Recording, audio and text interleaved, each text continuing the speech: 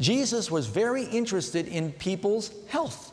As a matter of fact, scholars have surmised that Christ may have spent more time healing people than he did preaching to people. You just think about how he managed the crowds. God cares about how we feel. Matter of fact, the whole purpose of the plan of salvation is to save our lives. You cannot separate your spirit from your body. You are together one. God breathed into the body of Adam His Spirit, and he became a living soul. We are the two together. And yet there are many Christians who think it doesn't matter what you do to your body, as long as you believe in God with your spirit. That's a doctrine of devils. Jesus didn't teach that. Jesus taught that the body and the spirit are together, and one affects the other. That's why he said the spirit is willing, but the flesh is weak. The two are tied together, and we need redemption in both areas. Number 4, do God's health rules have anything to do with eating or drinking? Sure they do. 1 Corinthians chapter 10, verse 31. Whether therefore you eat, or whether you drink, or whatsoever you do all to the glory of God. You know what that implies? That implies if we're commanded to eat and drink to the glory of God, it is possible to not eat and drink to the glory of God. So we need to know what the difference is. Let me ask a question here. How many of you are parents?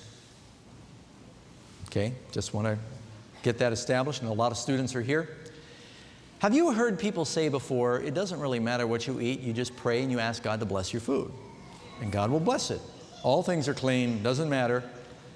If that's true, what parents here would allow their children to get ready for breakfast and to take out their sugar frosted flakes and their Fruit Loops and their Captain Crunch and their Count Dracula? I've just mentioned those because I know the number one ingredient is sugar. Pour that in a bowl, and while you watch, they then take chocolate syrup instead of milk, 15 teaspoons of sugar, then they get out the ice cream, and you say, whoa, hey, what are you doing? And they say, Mom, Dad, don't worry, I'm going to ask God to bless it. Now, the reason I use that illustration is because I think all of us here know that that's absurd. That's called tempting God. You can't do something where you know that there is a direct cause and effect and say there'll be no consequences because I'm just going to pray. I'm going to jump off the temple and I'm going to pray that angels will catch me.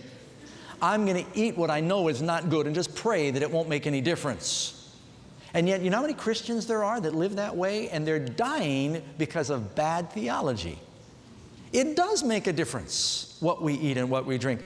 That's why Isaiah said in chapter 55, verse 2, eat ye that which is good. And that's also true of our spiritual food that we choose.